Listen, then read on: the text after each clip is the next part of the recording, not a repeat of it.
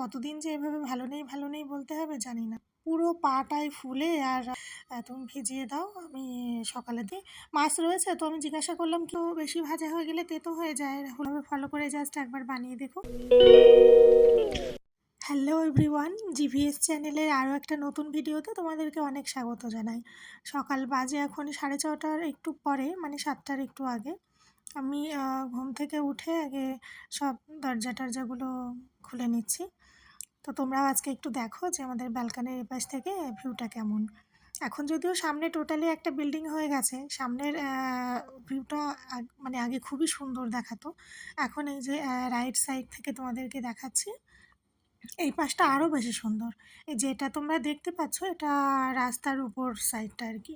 সুপ্রভাত জানিয়ে আজকের ভিডিওটা এখান থেকে শুরু করছি। আশা করছি তোমরা সবাই খুব ভালো আছো। আমি ভালো নেই, আর কতদিন যে এভাবে ভালো নেই বলতে হবে জানি না। সত্যি মানে ভিডিওটা হয়তো বেশ কয়েকদিন আগে ক্রিয়েট করেছি, এডিট আজকে করছি, কিন্তু এখন এডিটের সময় আমি বলছি আমার আবার শরীর খারাপ করছে ওই পা নিয়ে।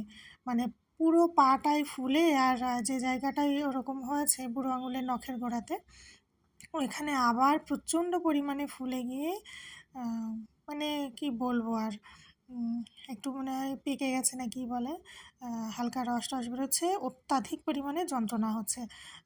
শুকিয়ে গেছিলো, সব ঠিকঠাক হয়ে গেছিলো বলে আর ওষুধ খাচ্ছিলাম না 1 সপ্তাহ মতো, কিন্তু আবার খুব অসুবিধা হচ্ছে, পা নিয়ে একদম হাঁটতে পারছি না।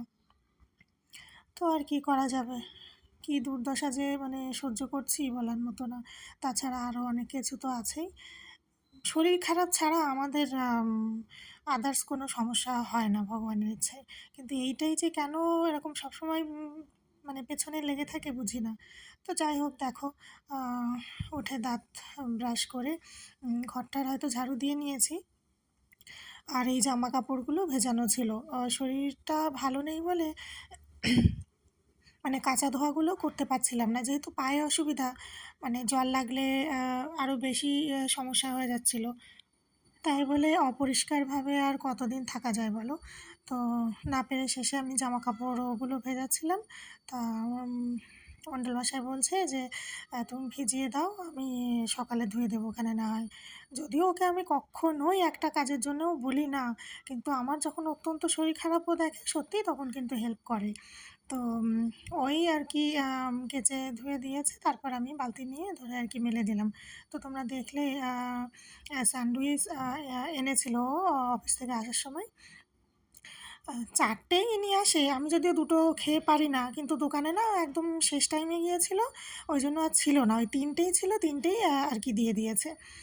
তো ওকে দুটো দিয়ে আমি একটা খেয়েছি, ওটাই হয়ে গেছে সকালের ব্রেকফাস্ট। তারপরে তো দেখলে বাকি সমস্ত কাজকর্ম করে, যতই শরীর খারাপ থাকুক মানে কাজগুলো আমি না তো আর কে করবে বলো, সারাদিনের হাজব্যান্ড না হয় একটা কি দুটো হেল্প করলো, বাকি সমস্ত কাজ কি সে পুরোটা সেইভাবে গুছিয়ে করতে পারে বলো তো। তো ওই আর কি কষ্ট পাচ্ছি, মা গো বাবা গো করছি, আর বসে বসে মানে ওই টুকটুক করে সমস্ত কাজবাজ করছি। এই এত অসুস্থতার দিনগুলোতেও আমার একটা দিনও এমন হয়নি যে ডেইলি রেগুলারলি আমি যে কাজগুলো করে থাকি সেগুলোর একটাও আমি না করা হয়েছি এরকম। তো যাই হোক, তারপরে স্নান পুজো করে এই যে এখন দুপুরে রান্না করতে আসলাম। ফ্রিজে সবজি একদম পুরো শেষ হয়ে এসেছিলো, মানে ওই অল্প কিছু কিছু দু একটা পড়েছিল। তো এমনি মাছ ছিল, তো আমি ওকে জিজ্ঞাসা করলাম কি রান্না করব। খিচুড়ি বানাচ্ছি যদিও আজকে একদম নিরামিষ ভোগের স্টাইলে। তো খিচুড়ি না আমি বলতে পারো ওই একবেলা 1 প্লেট ওটাই ঠিক আছে, কিন্তু ওই 3 বেলা ভরে খেয়ে নেব মেইন মিল হিসাবে, ওটা আমার ঠিক হয় না। কিন্তু মণ্ডল মশাই আমার খিচুড়ি প্রচণ্ড পছন্দ করে ও, মানে ওকে 1 সপ্তাহ যাবৎ কন্টিনিউ দিলেও না করবে না এরকম। তো সবসময় তো আর আমার দিকগুলো দেখতে গেলে হবে না, আমরা মানে খাবার দাবারের দিক থেকে ভীষণভাবে দুজন দুজনকে মানে সাপোর্ট করি যে আমার খাবারটাও চলবে, তোমার খাবারটাও চলবে এরকম। সবার তো আর সব কিছুতে একই পছন্দ হতে হবে তাও তো নয় না। তো সেটাই আর কি বানাচ্ছি। মাছ রয়েছে তো আমি জিজ্ঞাসা করলাম কি বানাবো, তো বলছে যদি খিচুড়ির কোনো জিনিস থেকে থাকে তাহলে বানাও।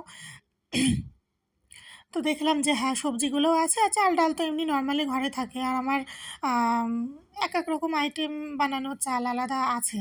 মানে পোলাও, বিরিয়ানি, পায়েস, তারপর খিচুড়ি, বিভিন্ন রকমের। ওই অল্প কিছু করে, করে এনে রাখা হয়। উম তো অন্য কথা বলতে গিয়ে তোমাদের রান্নার কোয়ান্টিটিটাই বলতে পারলাম না। তো দেখলে তোমরা ভিডিওতে আমি ১ কাপ মুগ ডাল আর ১ কাপ বড় কাপের ১ কাপ চাল নিয়েছি। ওই চালটা হচ্ছে কোলাম রাইস। এখানে পাওয়া যায়, খুব সুগন্ধি। আর যেকোনো জিনিস ওটাতে বানালে এত মানে টেস্টি হয়, টেস্টি তো হয় আর তার সাথে সুগন্ধি ভীষণ। আহ কলকাতায় পাওয়া তো যাবে অবশ্যই। আমার সেভাবে কখনো হাতে পড়েনি, নজরে আসেনি। ওইজন্য আর আমি বলতে পারছি না যে কলকাতায় পাওয়া যায় কি না। তো প্রসেসটা তোমরা তো দেখেই নিলে ভিডিওতে, এখন তো প্রায় হয়েই গেছে। ডাল ভেজে একবারে চাল ডাল একসাথে সিদ্ধ হতে বসিয়ে দিয়ে এপাশে আলু ভেজে আমি চাল ডালের সাথে সিদ্ধ করে নিয়েছি একবারে।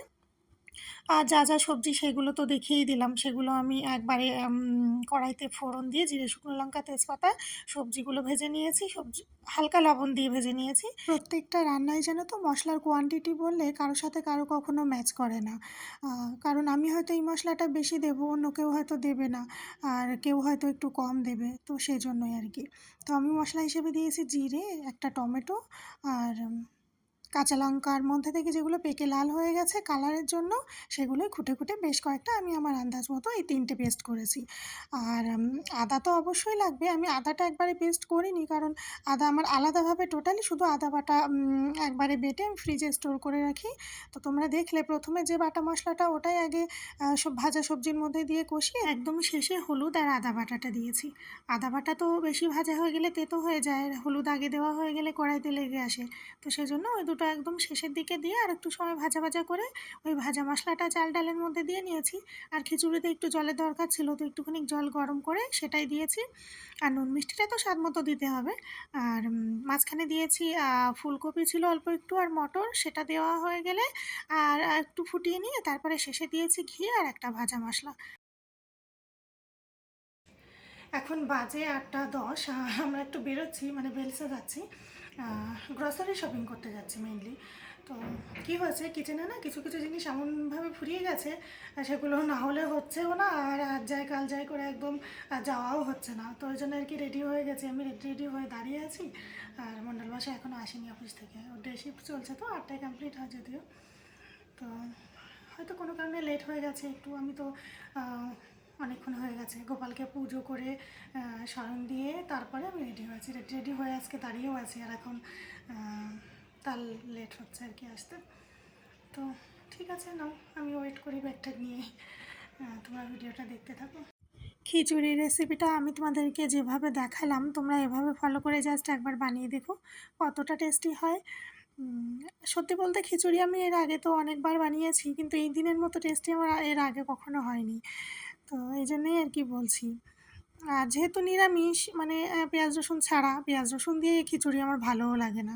আমি নিজে তো কখনো করিও নি, কয়েকজনের হাতে খেয়েছি, কিন্তু আমার মনে হয় এই আদা জিরে দিয়ে ঘি আর সবজি মশলা দিয়ে এইগুলো দিয়ে যতটা ভালো লাগে পেঁয়াজ রসুন দিয়ে খিচুড়ি অন্যের হাতের আমার কখনোই ভালো লাগেনি। তো নিরামিষ যেহেতু, মানে যে কোনো পুজোতে ভগবানের ভোগ হিসাবে তো তোমরা অনায়াসেই বানাতে পারবে। আর আমি যেভাবে ভিডিওতে দেখালাম এভাবে ফলো করে একবার বানিয়ে দেখো, খুব টেস্টি হবে। যে ভালো খাও তার তো অবশ্যই ভালো লাগবে, আর যে খায় না ভালো খিচুড়ি তার তো ভালো লাগবেই একদমই। তো ওই গ্রসারি জিনিস কী কী নিয়ে এসেছি সেটাই তোমাদেরকে দেখালাম। আর এখন এই যে তোমাদেরকে ওগুলো দেখিয়ে তারপর খাওয়া দাওয়া তো হয়ে গেছে রাতে, মানে বাজার থেকে এসে আগে খাওয়া দাওয়া করে নিয়েছি। বাজারে বেরোলে কী হয় জানো তো, 8:30 9টার দিকে যেহেতু যাওয়া হয়, ওই জন্য ঘরে ফিরতে ফিরতে 10টার পরেই মানে ঘরে আসি। লেট হয়ে যায় আর কি। তো এসে আর কি তাড়াতাড়ি করে ব্যাগপত্র রেখে চেঞ্জ করে হাত পা ধুয়ে ফ্রেশ হয়ে আগে খাবারটা খাই। নাহলে বেশি রাত হয়ে গেলে এক তো খিদে পাই, আর তার উপর বেশি রাত করে খাওয়াও তো ঠিক না। সব কিছু তো একটা টাইম মেনটেন করে চলা অবশ্যই উচিত। তো তারপরে খাওয়া দাওয়া করে তোমাদেরকে ওগুলো দেখালাম, দেখিয়ে আমি চলে আসলাম এখন হাত মুখ ধুয়ে ফ্রেশ হয়ে নিতে। তো ভিডিওটা এখানে এন্ড করছি। আর কমেন্ট করে জানিও এই ভিডিওটা তোমাদের কেমন লেগেছে। ভালো লাগলে একটা লাইক করে দিও। আর আমার চ্যানেলে নেক্সট ভিডিওগুলো পেতে অবশ্যই আমার চ্যানেলটাকে সাবস্ক্রাইব করে আমার পাশে থেকো। দেখা হবে নেক্সট একটা সুন্দর ভিডিওতে। টাটা।